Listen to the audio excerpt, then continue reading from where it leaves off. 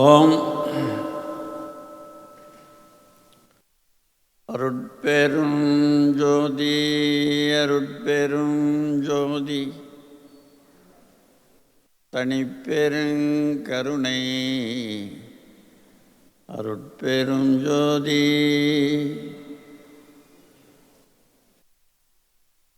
நேசம் நிறைந்த உள்ளத்தால்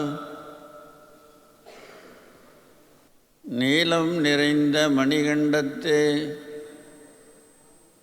ஈசன் அடியார் பெருமையினை எல்லா உயிரும் துழையெடுத்து தேசம் உய்ய திருத்தொண்டத்தொகை மணித்த திருவாளன் வாசமலர் மென்களல் வணங்க வந்த பிறப்பை வணங்குவான். தில்லைவாழன்றனரே முதலாகச் சீர்படைத்த தொல்லையதாம் திருத்தொண்டத் தொகையடியார்வதம் போற்றி ஒல்லையவர் புராணகதை உலகறிய விரித்துரைத்த செல்வம் அலிகுன்றத்தூர் சேக்கிழாரடி போற்றி. ஓம். பெரியோர்களே, எல்லாம் வல்ல அருட்பெருஞ்சோதி ஆண்டவருடைய தனிப்பெரும் கருணையினாலே சேக்கிழார் ஆராய்ச்சி மையத்தின் 27வது ஆண்டவனுடைய 4வது நாள் நிகழ்ச்சி இப்பொழுது ஆரம்பமாகிக் கொண்டிருக்கிறது. அதாவது எந்த ஒரு நிகழ்ச்சியும் நாம் நம்ம சமயத்தோடு ஒப்பிட்டு பார்த்தோம்னா அதில் ஒரு உண்மை புரியும். இப்போ இங்கே ஒரு வாத்தியம் நடந்தது, மேலே வாத்தியம். இது நாங்கள் பார்த்தோம். இது ஏகமாக ரத்தன கம்பளம் விரிச்சிருக்கிறாங்க. இது உங்களுக்கு எல்லாம் தெரியுது. ஆனால் அவங்க உட்கார்றதுக்குன்னு அதுவோ தனியாக ஒன்று மேலே விரிச்சிருந்தாங்க. இவருக்கும் போட்டது, அவங்களுக்கும் போட்டது, இவங்க எல்லாருக்குமே மேலே இன்னொரு கம்பளம் வச்சுட்டு அது மேலே உட்கார வச்சுருந்தாங்க. இது பெரிய புராணத்தில் வருது.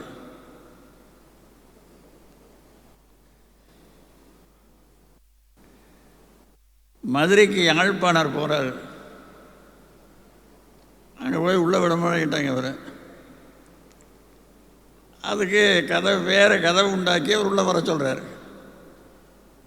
உள்ளே வர சொல்லி கீழே உட்காந்துட்டு யாழ் வாசித்தா அந்த யாழ் நிலத்தில் பட்டுதுன்னா அதனுடைய வீக்க அழியுவான், அந்த நரம்பினுடைய வேகம் தளர்ந்து போயிடுவான்.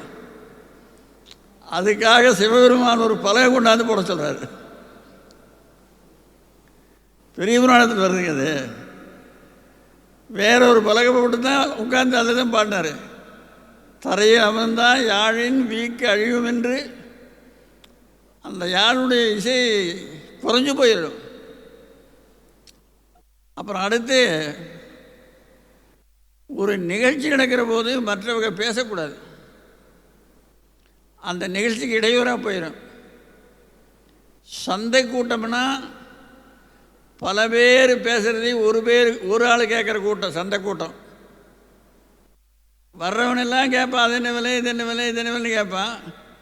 ஒரு ஆள் உட்காந்துட்டு விலை சொல்லிகிட்டு இருப்பான். இந்த மாதிரி கூட்டம்னா ஒரு ஆள் பேசி பல பேர் கேட்குறது. இதுக்கு பெரிய புராணத்தில் எங்கே சான்று இருக்குதுன்னா, ஆனாய நாயனார் பாடினார். இல்லை, இசையினுடைய வளமெல்லாம் நம்முடைய வைத்தியம் தெரியும். எங்களுக்கு அதெல்லாம் ஒரு கருமும் தெரியாது. எதை எங்களுக்கு தெரிஞ்ச இசையில் பாடுவோம்.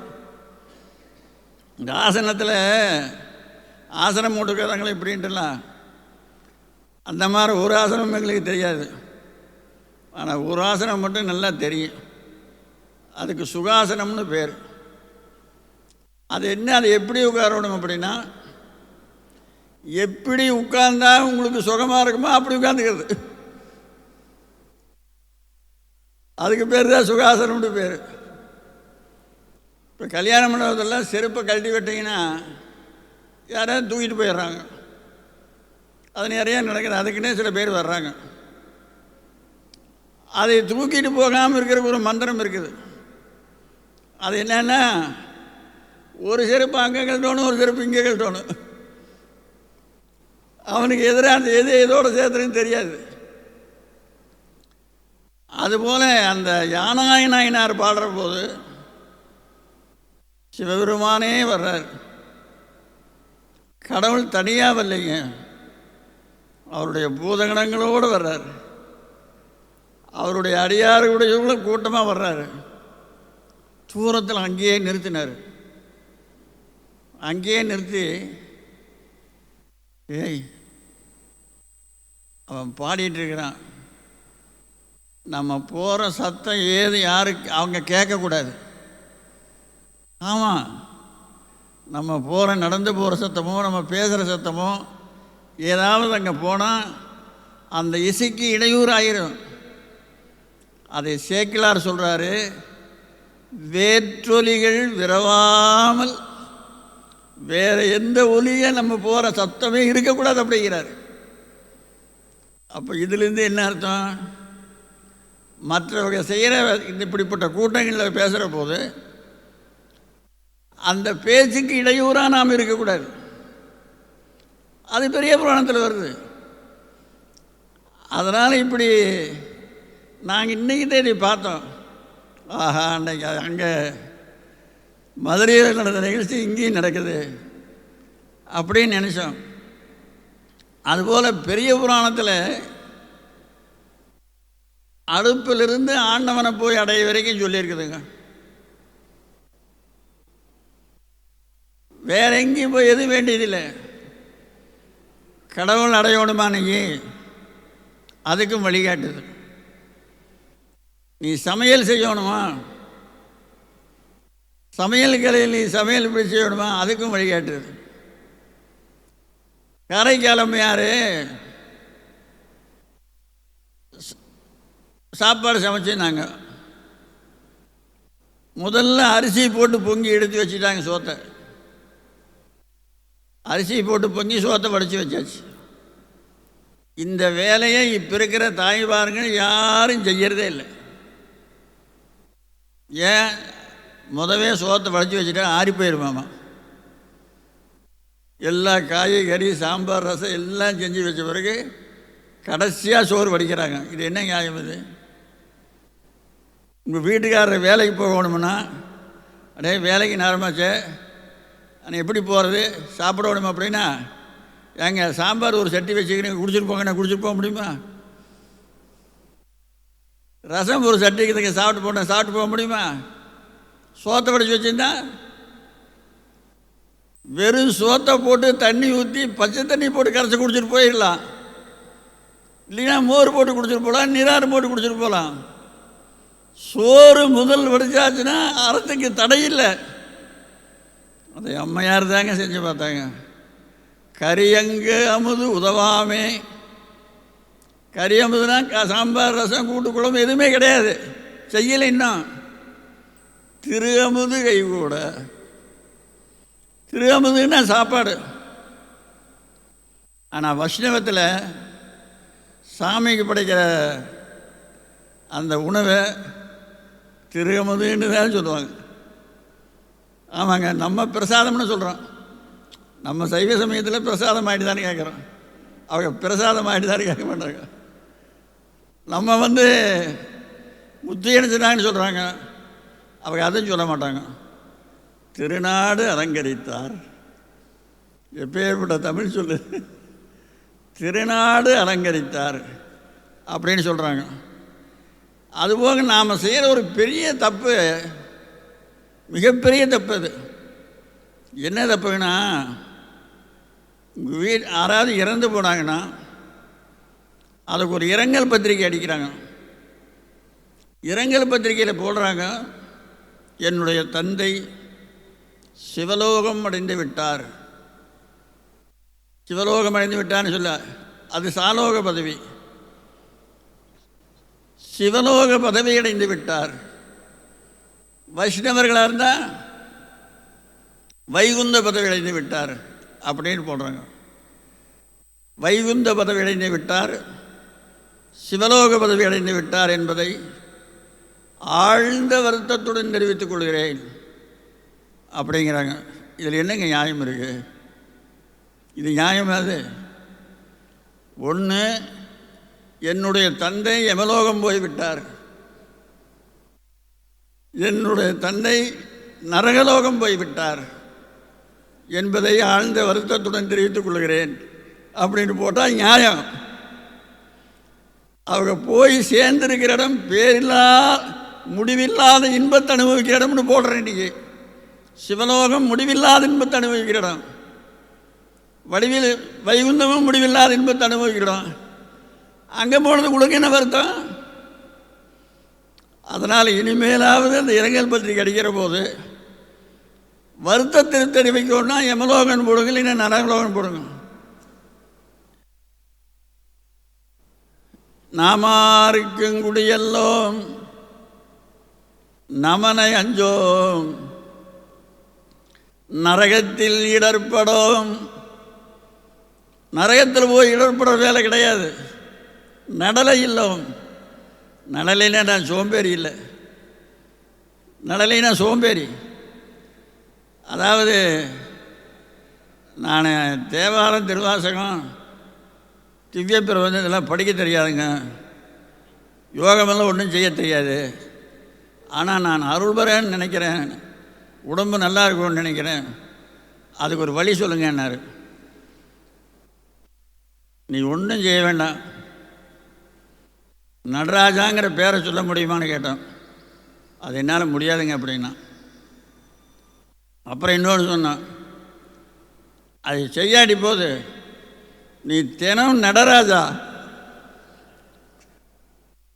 நீ தினம் நடரா, நீ ஒரு நாளைக்கு ஒரு 3 மைல் நடுவேன், ஒரு நோயும் வராதுங்க, நோயே வராது. நடந்தால் போதும். அத்தனை நடை அவ்வளவு நல்லது. நடையாரா பெருந்துறவும், திருநாவுக்கரசர், நடையறாத பெருந்துறவு.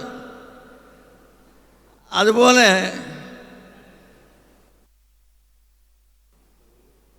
திருக்குறளில்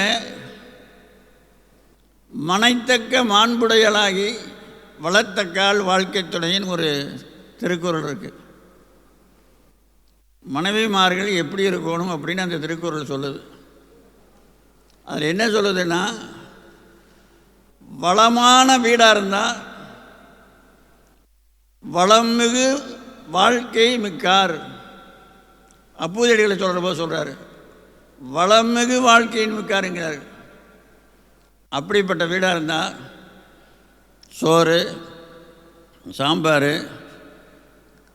காரக்குழம்பு, மோர் குழம்பு, ரசம், கூட்டு, பொரியல், அப்புறம் இதெல்லாம் செஞ்சு சாப்பிடுங்க.